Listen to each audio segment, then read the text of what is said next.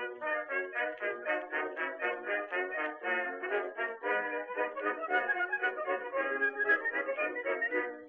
to mighty London came an Irishman one day.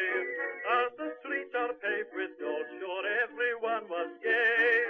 Singing songs of Piccadilly, Strand and Leicester Square. Till Paddy got excited, then he shouted to them there. It's a long way to Tipperary, it's a long way to go. It's a long way to Tipperary, to the sweetest girl I know. Goodbye, Piccadilly, farewell, Leicester Square. It's a long, long way to Tipperary, but my heart's right there. Estamos como un nuevo Blitzdocast, ya sabéis, no es Histocast, pero casi. Y tenemos con nosotros a Luis Robles. ¿Qué tal, Luis? Muy buenas, Goyo. Que lo recordaréis porque estuvo con nosotros en el Histocast 161 de las batallas de Cristóbal Colón, que es uno de los Histocast más curiosos porque es que es una historia absolutamente desconocida. O sea, y yo creo que sigue siéndolo. O sea, a pesar del Histocast, la gente se sorprende con esto. O sea, pero bueno, es una parte ahí. Luego, si quieres, hablamos de eso porque hoy he visto una noticia que me ha sorprendido. Y además está relacionado con todo esto de lo que vamos a hablar. Está bastante relacionado. Bueno, ya te lo mencionaré. Bueno, Luis, bienvenido de nuevo. Pues nada, encantado de estar aquí otra vez contigo. Y a ver si esta vez no llegamos a las 4 horas, porque no sería lo suyo para un Blitzdocast. Sí, hombre, lo suyo es que sea rápido, ¿no? Expeditivo. Bueno, pues ya sabéis que a Luis lo podéis encontrar en Twitter como @LRoblesMacías. Y bueno, es ingeniero industrial, pero hay una actividad que está desarrollando y estaba desarrollando entonces, pero bueno, ya la lleva bastante avanzada, ¿verdad, Luis? Y es un interés especial por los mapas, ¿no? Sí, exactamente. Estoy ahora mismo haciendo un doctorado en historia porque siempre me ha gustado mucho la historia, me ha apasionado, y en particular la historia de los descubrimientos geográficos y la historia de la cartografía. Entonces, hace un par de años empecé un doctorado aquí en Bruselas, y lo que pasa es que, claro, cuando uno empieza este tipo de cosas como actividad, además del trabajo, además de la familia, pues uno nunca sabe a dónde va a llegar, si va a ir bien o no. Pero bueno, ahora ya llevo 2 años y la verdad es que siento que va avanzando bien la cosa. Así que sí, ya lo puedo decir sin mucho rubor y sin mucho miedo. Espero a que no llegue a buen puerto. Hombre, nunca sabe, pero si ya lo ha conseguido acompasar, joder, ya eso ya va muy bien. Las cosas, por supuesto, pueden cambiar, pero va muy bien, muy bien. Ya 2 años ya de trabajo, ojo, ya, sí, como tú dices, ya eso va a buen puerto. Bueno, nos vas a hablar de un mapa. El propio título del Blitz nos lo está diciendo. Es un mapa que el propio Magallanes entrega a Carlos I, el emperador. Carlos I de España y Carlos V de Alemania. ¿Sí? ¿Cómo es esto? A ver, cuéntanos este mapa. Sí. De hecho, bueno, todavía era solamente el rey Carlos, porque todavía no era emperador. Esto fue en 1519. Muy jovencito él. Sí, con 19 años. En el caso de este rey es fácil porque como nació en 1500, la edad te la sabes siempre según el año que sea. Entonces, esto pasó, claro, evidentemente antes de que partiese la expedición de Magallanes Elcano, ¿no? que salió, como ahora está muy de actualidad, hace 500 años, casi exactamente, día por día, desde Sanlúcar de Barrameda el 20 de septiembre de 1519. Pues entonces esto pasó antes de que partiese la expedición. Magallanes había conseguido convencer al rey y a sus consejeros de que le financiasen esta expedición, de que le diesen los barcos que pedía y todos los privilegios que pedía. Y no sé si en agradecimiento, no sé si como parte de ese lobbying, ¿no? para que le diesen estas cosas, pues le preparó al rey un mapa que sabemos su existencia por las cuentas de la Casa de la Contratación, pero que no consta en los inventarios de la corona en nada, parecería que se perdió. Entonces este mapa se lo entregó en 1519 y resulta que unos siglos después, unos investigadores, buscando mapas por diferentes bibliotecas de Europa, parece ser que lo encontraron en una biblioteca en Alemania, en Múnich. Y por mala suerte, por las cosas de las guerras, este mapa parece ser que todo el mundo pensaba que había sido destruido en la Segunda Guerra Mundial. Pero resulta que hay un investigador que muy recientemente ha estado visitando de nuevo los sitios donde están los restos de esa biblioteca y parece ser, afirma, que podría ser que este mapa hubiese sobrevivido, que en realidad esa destrucción no fue tal y que podría ser que haya escapado a la destrucción y a los robos y al paso del tiempo y que se encuentre en los fondos no catalogados de cierta biblioteca. Ojo, vamos a ver. El edificio era el Museo del Ejército de Baviera, ¿no? Que ahora mismo es como si fuera la Cancillería de Baviera, o sea, donde no sé si eso equivale, me corriges, no sé si eso equivale a como ahí está la persona que gobierna en Baviera. Sí, exactamente. Este mapa que se identifica con el de Magallanes, que ahora explicaré un poquito más, consiste este mapa y tal, estaba en la biblioteca del ejército de Baviera, porque en Alemania no hubo un ejército único y centralizado hasta ya bien entrado el siglo XX. Cada estado alemán tenía sus fuerzas armadas y el reino de Baviera pues tenía su ejército. Entonces el ejército de Baviera tenía su museo y tenía su biblioteca. Y esta biblioteca era enorme, también daré ahora si quieres algunos detalles de qué es lo que contenía. Estaba en un edificio muy bonito, un edificio magnífico, neoclásico, en el centro de Múnich, que era donde estaba el resto también del Museo del Ejército. Entonces, efectivamente, en la guerra, este museo fue bombardeado porque le tocó o porque al ser parte del ejército era un objetivo militar, eso no sabemos exactamente. El caso es que fue destruido en gran parte y después de la guerra lo reconstruyeron, pero le dieron otro uso. Y entonces pusieron ahí, efectivamente, el gobierno del estado de Baviera, del Land de Baviera. Es como si fuese la sede donde está, no sé, para Cataluña el Palau de la Generalitat o para Andalucía el Palacio de San Telmo. Sí, sí. Bueno, y por cierto, muy bonito como está ahora el edificio, que lo han dejado de cristal y todo eso. Bueno, claro, es que los bombardeos pues no respetan, ¿no? Y al final con lo que queda reconstruyes. Bueno, pero es que también es como están muchas ciudades de Alemania. Yo que he viajado bastante a Berlín, pues se hacen cosas arquitectónicamente muy curiosas. En fin. Bueno, y mencionabas, dice que haya sobrevivido al bombardeo y al saqueo, ¿no? O sea, al saqueo, a los robos, porque es que parece como si no hubiera habido control sobre esos fondos que a lo mejor habían sobrevivido.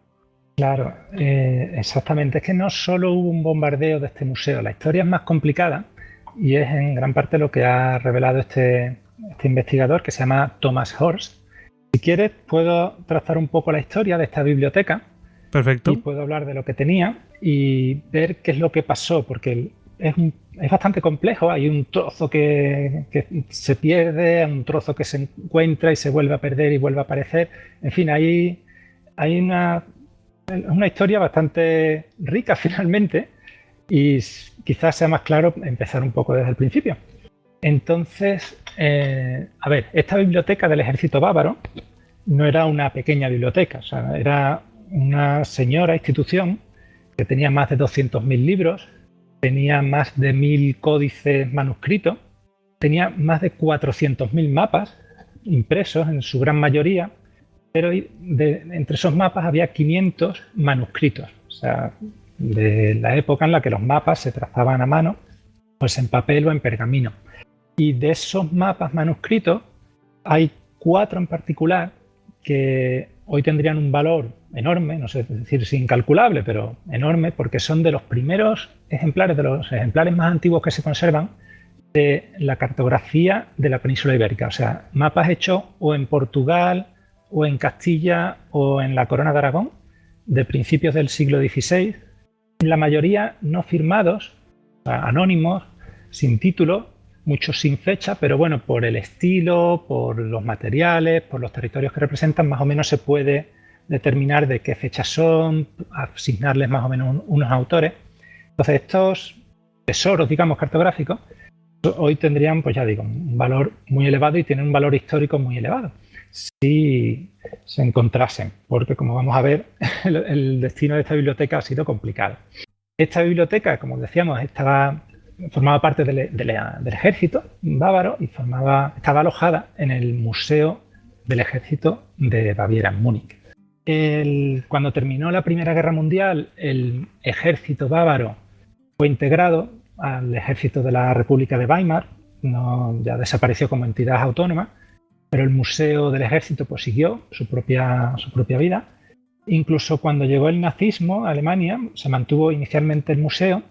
Lo único que hizo fue que la biblioteca del ejército fue transferida oficialmente a la Wehrmacht. En 1936 se firmó el traspaso de todos estos, oficialmente de toda la institución, a las Fuerzas Armadas del Reich. En realidad no cambió mucho, la institución siguió en el mismo sitio, sus colecciones no cambiaron, pero bueno, digamos que sus mapas, y estaba ahí el mapa de Magallanes, que es uno de los que podían estar, pues pasó a formar parte de las Fuerzas Armadas de Hitler, ¿no? Estos mapas, no me he parado a detallarlos todos porque sería muy largo y quizás no es el tema, pero uno de ellos sí que quizás debería decir un poquito más porque es este famoso mapa que puede ser el de Magallanes. Este mapa se llama el Kunstmann 4. Entonces tú me dirás por qué tiene este nombre tan rotundo y tan curioso. Como no tienen título estos mapas y como la mayoría son anónimos y no tienen fecha, es difícil llamarles, ¿no?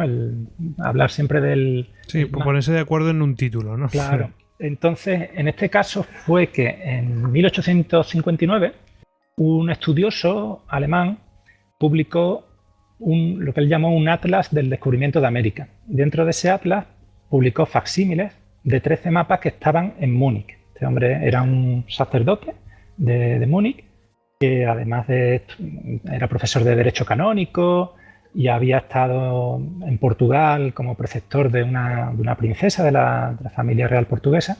Pues en 1859 pues, consiguió publicar una obra que le interesaba, que era esta colección de facsímiles de mapas antiguos que estaban en Múnich. Entonces, simplemente porque el número 1 de ese atlas no se había publicado nunca, pues le llamaron el Kunstmann 1, al número 2 el Kunstmann 2 y así sucesivamente. Entonces el Kunstmann 4 pues era este mapa que nos interesa, que era un mapa que hasta entonces no se había publicado, prácticamente nadie lo había estudiado, y es un mapa manuscrito bastante grande que mide 65 centímetros de alto y 124 centímetros de ancho, o sea, es un buen mapa. Un pedazo de mapa, sí, es uno de estos que...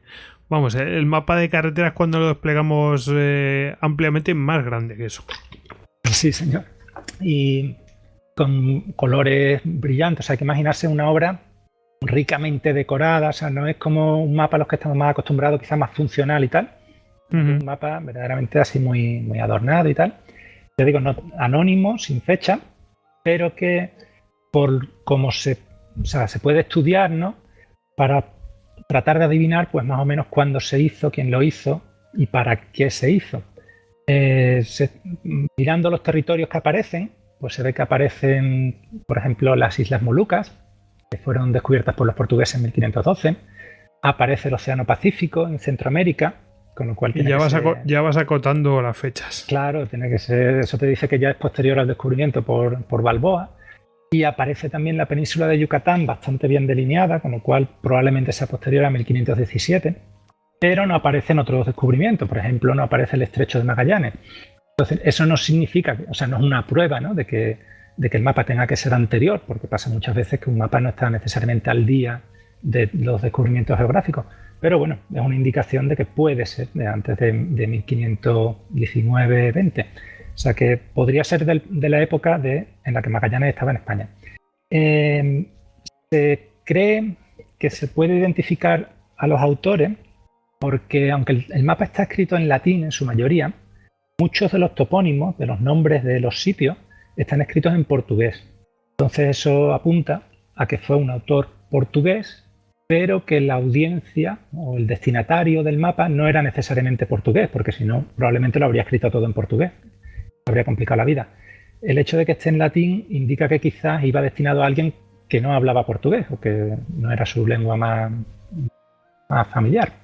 Y también otros autores, analizando la caligrafía, cómo está escrita, cómo están escritas las palabras del mapa, analizando la forma de ciertas partes de la geografía y otros elementos, han apuntado a que puede que el mapa fuese hecho por unos cartógrafos portugueses concretos que se llaman los Reinel, que eran una familia de cartógrafos, bueno, de hecho un padre y un hijo, muy importantes en esta época, muy famosos en el mundo de los cartógrafos de principios del siglo XVI, y que tiene una historia bastante curiosa a nivel personal, y que se sabe que estuvieron en Sevilla trabajando y que se sabe que fueron los que hicieron el mapa que Magallanes le regaló al rey. Se sabe esto porque en las cuentas de la Casa de la Contratación está apuntado que Fernando de Magallanes le entregó, y cito entre comillas, un plano esférico que dio al rey nuestro señor, que lo hicieron el hijo de Pedro Reinel y su padre. Pues 2 más 2. O sea, por un lado tenemos esto, por el otro lado tenemos lo otro. Dices, pues tiene que ser esto. Claro, coinciden los autores, coincide más o menos la fecha, coincide que está en latín y también esta decoración tan rica que indica que es un que mapa... no es de trabajo, es un mapa para regalar. Exactamente, no es para subirse a un barco y ponerse a navegar con él, aparte de que un mapa mundi generalmente es poco útil, ¿no?, para la navegación, pero este en concreto, así con muchos barcos dibujados, muchos colores así brillantes, mucho dibujito, vamos a decirlo. Es más bien para colgarlo en un sitio para que quede, ¿no?, como adorno, o para explicarle a un soberano así a grandes rasgos una ruta, más que para subirlo a un barco. Y también hay algún detalle por ahí que apunta a una relación con Magallanes y su proyecto, porque decía que salen las Islas Molucas en el mapa. Entonces, casualmente, cuando uno mira el Ecuador, la graduación de longitudes, pues casualmente las Molucas en este mapa caen en el hemisferio castellano. En aquella época habían dividido el mundo Castilla-Portugal en el Tratado de Tordesillas. ¿Tenía que caer en el hemisferio castellano o no? No, hombre, a lo mejor era para vendérselo a Carlos V. Claro, Magallanes, para convencer al rey, era su argumento fundamental, que las Molucas, que habían descubierto los portugueses navegando hacia el este desde la India, desde Malaca, en realidad se habían pasado. O sea, habían ido tanto al este que se habían metido ya en la mitad de la tierra que correspondía a Castilla. Ese era su argumento de base. Y este mapa lo refleja. Este mapa de Múnich, de la Biblioteca del Ejército Bávaro, muestra las Molucas en este hemisferio castellano. Incluso hay quien ha estudiado las coordenadas de algunos lugares de este mapa de Magallanes, haciendo hipótesis, ¿no?, sobre los grados de latitud, de longitud. Bueno, todo eso se puede siempre discutir si está bien hecho, pero bueno, hay quien ha hecho este estudio y lo han comparado con algunos escritos de Magallanes, en los que explica también su proyecto, sus ideas geográficas, y coinciden bastante bien. Entonces, digamos que hay una coherencia ahí, ¿no? Este mapa, la verdad es que hay bastantes motivos para que se identifique con el que realmente prepararon Pedro Reinel y su hijo Jorge Reinel para que Magallanes se lo entregase al rey de España. Uh-huh. Así que... Pues ya parece que es ese, ¿no? Todo apunta a que pueda ser ese, sí. Uh-huh. Entonces, ¿qué pasó? Pues este mapa, junto con los otros tesoros de esta biblioteca, formaba parte, como decíamos, finalmente de la Wehrmacht, cuando empezó la Segunda Guerra Mundial, y Claro, el edificio fue atacado, sobre todo en el invierno de 1944-1945. Sufrió bombardeos toda la ciudad de Múnich y en concreto este edificio, Museo Militar, pues también, y fue destruido en gran parte. Entonces, después de eso, se corrió la idea, o se generalizó la idea de que la biblioteca que había estado antes en ese edificio, pues también había ardido, se había perdido, y que quedaban restos, ¿no? Se conocía que quedaban unos restos, pero que todo lo demás pues había sido volatilizado por los bombardeos y ya está. Entre ellos, todos estos mapas ibéricos, incluyendo el mapa posiblemente de Magallanes. Sin embargo, en realidad, lo que se ve ahora, o lo que Thomas Horst nos ha explicado en dos conferencias que ha dado en los últimos meses, es que el Museo del Ejército y la Biblioteca del Ejército tomaron sus precauciones cuando estalló la guerra. Ellos sabían que podía haber bombardeos, ¿no? No sé exactamente a partir de qué años, si fue directamente en 1939 o si fue ya más entrada la guerra cuando vieron que las cosas se ponían más complicadas para Alemania, pero en un momento dado se dieron cuenta de que podrían ser un objetivo militar y decidieron dispersar la colección de la biblioteca por toda Baviera. Hicieron pequeños depósitos en muchos pueblecitos, en sitios seguros, y llevaron allí prácticamente la totalidad de la biblioteca. ¿Qué pasa? Que cuando hubo el bombardeo de 1945, lo que es el edificio se perdió, pero los fondos sobrevivieron. Entonces, cuando llegó la paz, en mayo del 45, prácticamente el 100% de la biblioteca había sobrevivido a la guerra. Y la gente, bueno, o sea, en principio decía, no, esto se ha perdido por el bombardeo, pero claro, no sabían esto. Claro, el que sí lo sabía, evidentemente, era el responsable de la biblioteca, que fue a trabajar el mismo día que se firmó la paz, fue allí a las ruinas del museo a empezar la reconstrucción, empezar a recuperar todas las colecciones, y su primer trabajo pues, fue ir depósito por depósito, viendo en qué estado estaban las cosas, cómo si había habido daños y tal. Lo que pasó fue que a partir de ese momento fue cuando empezaron las pérdidas. Y de hecho, el primer disgusto para este hombre, para el responsable de la biblioteca, fue cuando llegó a uno de los depósitos que estaba en una localidad que se llama Berchtesgaden, que es más o menos conocida para los que sepan así del final de la Segunda Guerra Mundial. Pero bueno, el caso es que allí había una guarnición de soldados estadounidenses, y resulta que cuando este bibliotecario llegó allí al depósito, era diciembre del 45, se encontró que los soldados americanos que estaban allí, pues resulta que tenían frío y que para calentarse no se les había ocurrido otra cosa que acudir a un depósito que había allí de papeles antiguos y habían cogido unos cuantos y se habían ido calentando con ellos. Unos cuantos una noche, unos cuantos otra noche y así sucesivamente. Madre mía. Este hombre llegó allí, claro, se le cayó el mundo a los pies porque se estima que así perecieron unos 1000 documentos, ¿no? No está claro cuáles, no se sabe si entre ellos había mapas o eran manuscritos o exactamente qué es lo que era, pero ahí se destruyó parte de la biblioteca. Yo espero, o sea, yo me imagino, si fuese un soldado buscando con qué calentarme, buscaría algo que quemar. Yo no sé si me encuentro un mapa que hace más de 1 metro de ancho, yo no sé si se me ocurriría coger eso para cogería algo más contundente, ¿no? No lo sé. El caso que, bueno, ahí queda una interrogación de qué es lo que desapareció con esos soldados, ¿no? El caso que, por suerte, el ejército estadounidense al cabo de un tiempo ya se dio cuenta del valor de esos depósitos de documentos que habían pertenecido al ejército bávaro. Y entonces lo que hicieron fue requisarlos. No los requisaron todos, probablemente porque no fueron 100% eficaces y se llevaron lo que pudieron. El caso es que lo metieron todo en barcos y se lo llevaron a Washington. Y lo almacenaron en la Biblioteca del Congreso. O sea, fue un saqueo en toda regla. Allí, la Biblioteca del Congreso tiene una de las mayores, evidentemente, colecciones de libros. Bueno, pero ahí se supone que estaría catalogado de alguna manera, ¿no? Claro, tienen un departamento de mapas magnífico, tienen especialistas, pero por la razón que fuese, a estos fondos nadie les hizo mucho caso. Tal como llegaron, los almacenaron allí en un sótano, probablemente bien protegidos, o sea, tampoco dejarían que se los comiesen las ratas, pero nadie se preocupó mucho ni de catalogar, ni de ver en qué estado estaba aquello, ni nada. Y allí pasaron pues muchos años, hasta que en 1962 la República Federal de Alemania, que ya había vuelto a ser un país independiente y decente, pues hizo una reclamación diplomática formal al gobierno estadounidense. Y entonces entraron en una negociación y al final Estados Unidos pues accedió a devolver la colección. Entonces volvieron a meterlo en barcos y lo enviaron a Alemania.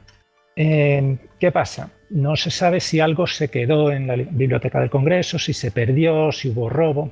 También como no hubo inventario ni a la ida ni a la vuelta, no se sabe si... No se sabe lo que se ha quemado. No se sabe qué llegó a Estados Unidos. No se sabe qué salió de Estados Unidos, ¿no? Exactamente. Y qué ha llegado a Alemania tampoco. A bulto, o sea, se sabe que eran muchos al aire y muchos a la vuelta. Es lo máximo que se puede saber. Pero no termina ahí la historia, porque cuando llegó a Alemania, resulta que ahora empezaron a pelearse entre lo que es la República Federal y el Estado de Baviera. Uno decía que eso había pertenecido a la Wehrmacht, y por tanto era federal, por tanto era de la República Federal, y el otro decía que no, que aquello era del ejército bávaro, que tal y cual, y que había estado en Baviera, que tenía que quedarse en Baviera. Entonces se tiraron años también discutiendo, tiempo en lo que estos fondos fueron catalogados, no fueron estudiados ni nada, y se resolvió el tema solamente en 1984. Los que al final ganó Baviera, se los quedó, y acabaron enviando los fondos, no ya a Múnich, que era donde estaban antes de la guerra, sino a una ciudad pequeñita que se llama Ingolstadt. ¿Por qué allí? Porque allí es donde se encuentra ahora el museo, que es el heredero del antiguo museo del ejército de Baviera. Después en la guerra había sido destruido, años más tarde se refundó ese museo, pero lo pusieron allí, no sé exactamente por qué, lo pusieron allí en esta ciudad, y allí pues dijeron, pues bueno, pues como el museo está allí, pues vamos a mandar los fondos de la biblioteca allí también. El problema es que este museo es más pequeño que el anterior, no tiene tantos medios, y bueno, digamos que los fondos llegaron allí y poco más ha pasado con ellos desde entonces. Sí que ha habido un trozo, dije que cuando el ejército estadounidense requisó todos los fondos de la biblioteca, no se lo llevaron todo. Sí que hubo una parte que se escapó, que se quedó en Baviera, y esa parte sí que, por suerte, se ha conservado, se ha catalogado y hace poco ya por fin se ha digitalizado una gran parte de los mapas. Entonces esa pequeña parte está ahora en otra biblioteca, que es la Biblioteca Estatal de Baviera. Sabemos qué es lo que contiene, por suerte se han conservado muchos de sus documentos, incluyendo muchos mapas bastante importantes, pero por desgracia no están entre ellos los mapas ibéricos de principios del siglo XVI, entre los que podría encontrarse el mapa de Magallanes. Con lo cual, a ver, la situación actual es que el mapa de Magallanes sabemos que no está en la Biblioteca Estatal de Baviera, porque esa pequeña parte que hubiera sido digitalizado. Exactamente, ya se habría encontrado y no está. Que, por cierto, el que ha hecho una gran parte del estudio de lo que se conserva en esta biblioteca es Thomas Horst. O sea, que además nos contaba que tuvo sorpresas, que a lo mejor habría una carpeta en la que se suponía que había un mapa antiguo y al abrirlo se encontraba que debajo de ese mapa había otro que se había traspapelado y que, en fin, que ha sido rico en descubrimiento, ¿no? El trabajo con estos fondos. Para un investigador es, digamos, el trabajo soñado. Claro, exactamente. Entonces, puede ser que el mapa de Magallanes seguro que no está ahí. Puede ser que el mapa de Magallanes y los otros se quemasen allí en Berchtesgaden cuando se calentaban los soldados americanos. Puede ser que se perdiese en Estados Unidos cuando fue para allá la colección. No se sabe. O puede ser que se encuentre en este pequeño museo que decíamos en Ingolstadt.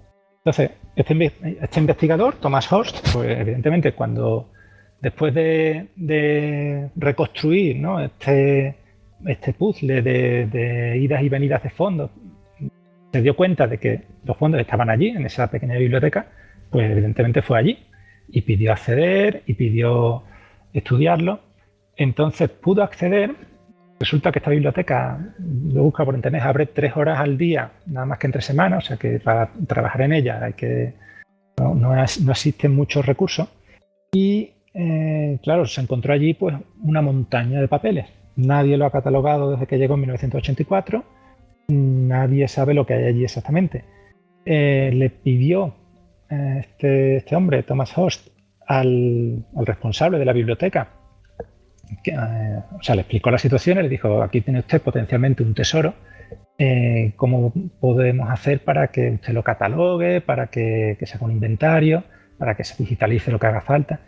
Y la respuesta que ha tenido, por lo menos hasta ahora, es 100% negativa. Es decir, esta pequeña institución, o sea, el museo considera que está muy bien, la biblioteca es algo que le llegó después y que no sabe muy bien qué hacer con ella, por lo que nos explicó el bibliotecario, es una persona que sólida de formación y que se interesa en otros temas de historia militar, pero no necesariamente en los mapas. Entonces la respuesta fue: pues no tenemos recursos para inventariar todo esto.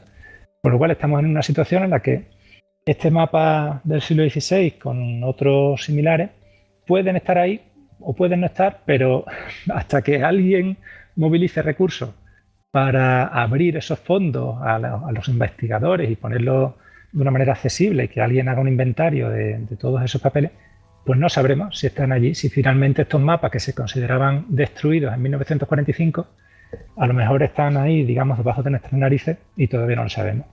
Pero es como el perro del hortelano, es decir, lo tengo yo, pero no puedo hacerlo yo, pero tampoco puedo dejar que nadie lo toque para que lo haga otro, ¿no? Es como... Y entonces me imagino que el investigador está como diciendo: a ver si podemos mover esto y que desde arriba nutran de recursos lo que sea, o oigan que esto es importante, que alguien se ocupe de esto, llamada a los políticos, que alguien lo escuche, ¿no? Exactamente. Él, de hecho, presentó esto por primera vez en octubre, noviembre del año pasado, en una conferencia. Yo no asistí, y en julio del año pasado volvió a presentarlo en una conferencia que esta vez sí estaba yo, en Ámsterdam, y su llamamiento al final, bueno, hizo dos llamamientos. Primero mostró sellos ex libris, que se llaman, ¿no? Son los sellos que se ponen en un libro que pertenece a una biblioteca, pues para decir que es de esa biblioteca, para que si hay un robo, alguien sepa que proviene de esa biblioteca. Pues entonces enseñó muchos sellos de este tipo, para que si alguien los ve en libros antiguos, en mapas antiguos, sepan que son probablemente procedentes de esta biblioteca a través de vaya usted a saber qué camino. Eso fue su primer mensaje. Y el segundo es, bueno, ¿alguien podría hacer algo para desbloquear esta situación? Entonces, en esta conferencia, después de la intervención de Thomas Horst, se levantó un experto portugués en mapas antiguos que se llama Joaquim Gaspar y que dio un pequeño discurso.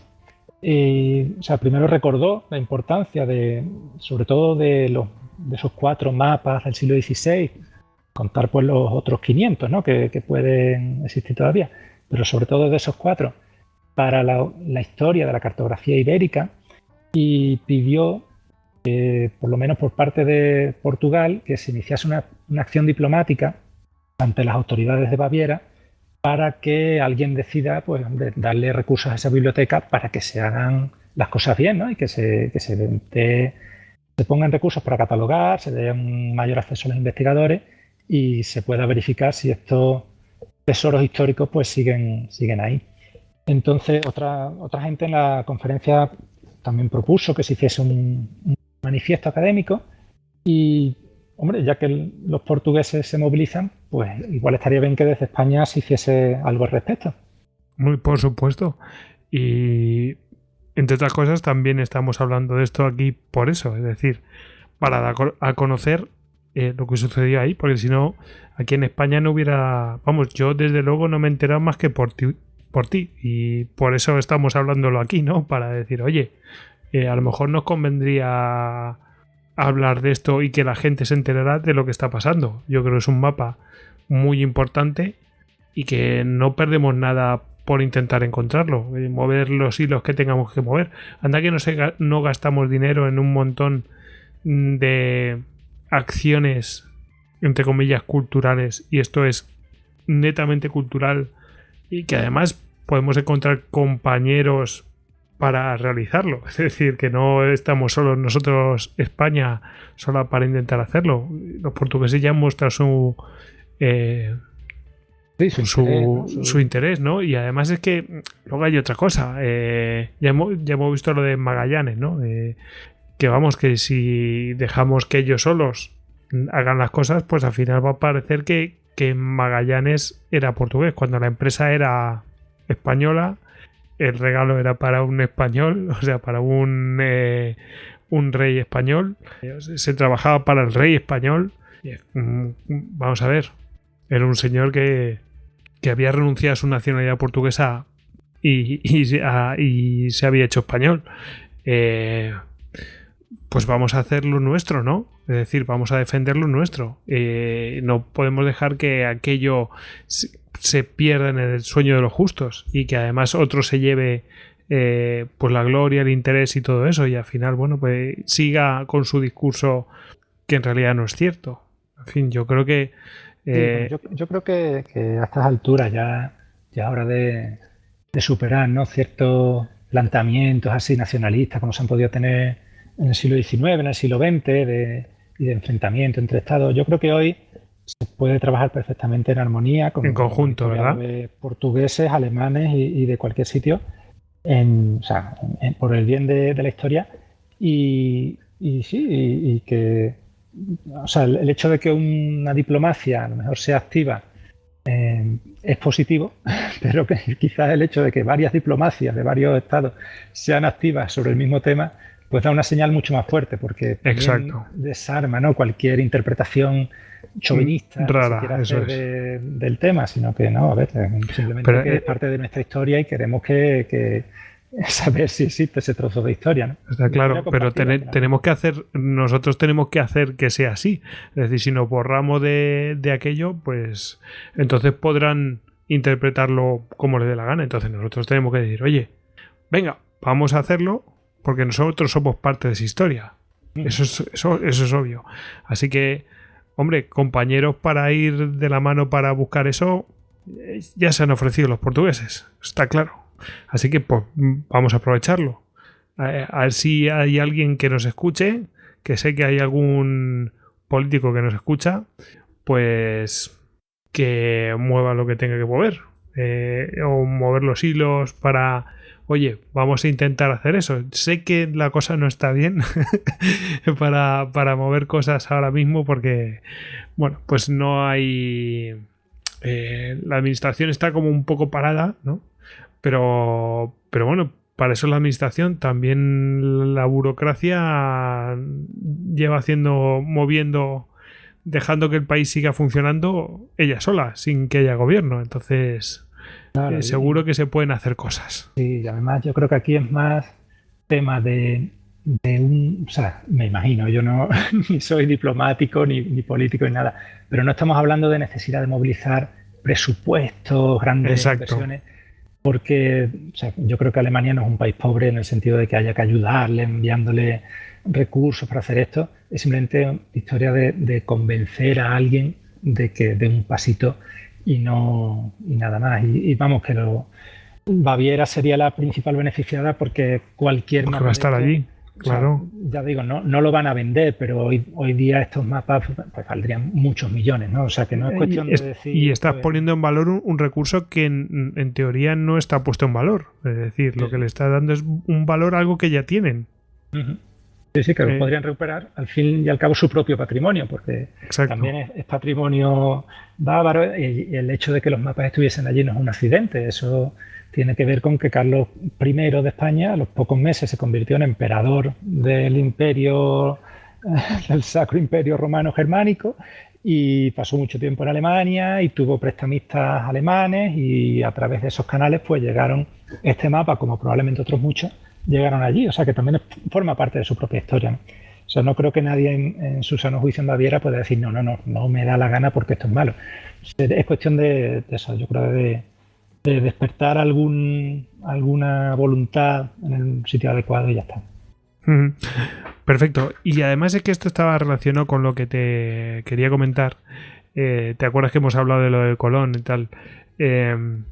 Curiosamente la figura de Colón es una de las más desconocidas. Conocemos, bueno, pues sí, que descubrió América, pero luego es una figura que realmente no se le ha dado el protagonismo que debería tener, o bueno, o termina siendo desconocido. Y resulta que hoy veía una información, un tweet de Hispanic Council, que si lo queréis seguir en Twitter es @Hispanic Council, o sea, Hispanic Council, lo digo en español, con Hispanic por supuesto con H. Bueno, y venía a decir, quedan 12 días para sumarse a la campaña en defensa del legado español y la figura de Cristóbal Colón. Bueno, total, que han hecho un crowdfunding para hacer esta campaña. ¿Y por qué? Pues porque en Estados Unidos, bueno, pues hay movimientos que, bueno, pues están atacando la figura de Cristóbal Colón desde distintos ámbitos y, bueno, pues realmente con poco rigor histórico. Y, bueno, pues Hispanic Council, pues se ha dedicado, está promoviendo la herencia española en Estados Unidos. Están afincados en Madrid y en Washington y, bueno, pues han decidido moverse y bueno, pues lo que quieren hacer, bueno, es pues crear una campaña para divulgar, organizar conferencias, generar impacto en la opinión pública,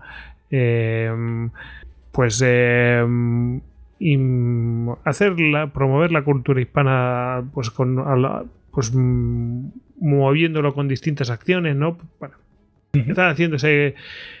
Si los buscáis, veréis esta campaña en su cuenta de Twitter.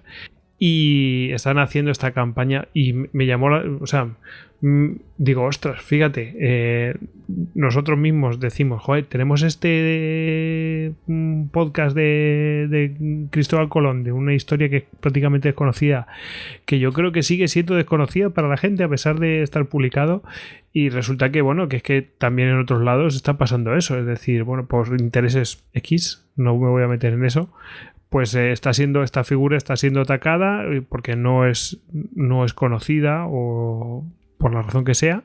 Y bueno, sí, pero hay una reacción a ello y pasa un poquito como esto de Magallanes. Oye, vamos a promover que esto sea conocido, ¿no? Sí, no, la figura de Colón, a ver, es que es una figura que por un lado es archiconocida, ¿no? O sea, cualquier niño pequeño sabe en cualquier país desde muy, muy pronto. Le enseñan, ¿no?, a asociar Cristóbal Colón, 1492, descubrimiento de América. O sea, es archiconocida desde ese punto de vista, pero eso eclipsa, para empezar, a todo lo demás, porque el descubrimiento de América, desde luego, no fue solo Colón, fue muchísimo más, una historia muy compleja, pero es que incluso eclipsa a la propia vida de Colón. O sea, hay muy poca gente que, aparte de ese momento, de 1492, te sepan decir algo más de después, ¿no? Normalmente, bueno, la gente que se ha leído un poco, pues bueno, sabe que fue otras veces, que hizo 4 viajes, que no sé qué, pero en general es bastante desconocido. Y es una figura que se ha utilizado o que ha sido utilizada políticamente por unos y otros, y creo que todavía eso hace que estemos en la situación en la que estamos hoy. Por ejemplo, en Estados Unidos, lo que nosotros llamamos el Día de la Hispanidad, el 12 de octubre, le llaman el Columbus Day, el Día de Colón. Exacto. Y eso no es inocente, eso es el fruto de la comunidad italoamericana. Los inmigrantes italianos en Estados Unidos a finales del siglo XIX, que eran una minoría grande, o sea, en número grande, pero que siempre habían estado bastante marginados, ¿no?, por ser extranjeros, por ser católicos, en fin. Ellos hicieron una de sus banderas la figura de Cristóbal Colón. Entonces, cuando fue el 4º centenario del descubrimiento de América, en 1892, fue todo en torno a Colón.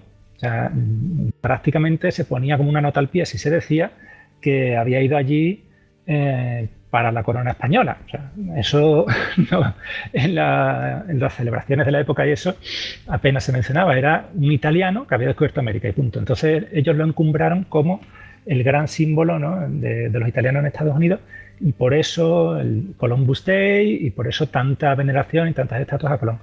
¿Qué pasa? Que ahora hemos caído en el extremo contrario, en el que movimientos que pueden tener perfectamente su razón de ser, ¿no? De defender a los indígenas de Estados Unidos que han sufrido lo indecible, ¿no? Con la colonización de su territorio por digamos, el hombre blanco, pues ahora toman a Cristóbal Colón como la figura a echar abajo, literalmente, ¿no? Echando abajo las estatuas, como el símbolo de toda la opresión, de todo eso, y lo hacen extensible, ahora sí, por desgracia, a España. Ya no es Colón el italiano, ahora es Colón el español, que bueno. Qué curioso, ¿no?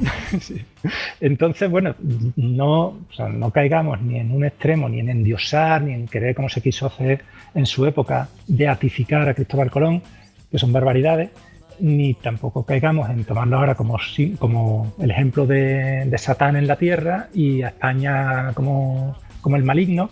Y, en fin, que la memoria histórica nunca se le puede pedir tanto rigor como a la historia, ¿no? La historia es una disciplina que se quiere objetiva, que quiere abordar los hechos, presentarlos de la manera más realista posible, más fiel posible a como sucedieron. La memoria no va por los mismos caminos, la memoria se construye, la memoria es un fruto de una sociedad en un momento, pero bueno, si la memoria tiene de base una historia rigurosa, yo creo que a largo plazo es mucho mejor, claro. Que tomar como base inventos o mitos, ¿no? Que por desgracia pasa mucho. Pues eso, os dejamos aquí esta información que ha llegado. Bueno, curiosamente esta figura es bastante conocida y de hecho sigue siendo desconocida al punto de bueno, lo que está pasando en Estados Unidos y que hay gente que está reaccionando en plan de, oye, mira, vamos a intentar hacer por dar a conocer quién era Colón, etcétera, etcétera, y bueno, defender un poco su figura ante cosas que están pasando en Estados Unidos. Bueno, pues eso. Y bueno, y vamos a intentar recuperar, a ver si llega este audio a quien tiene que llegar, a la persona idónea o a las personas idóneas, y podemos decir en una sucesión de acontecimientos, decir, oye, que hemos encontrado el mapa dentro de unos cuantos meses.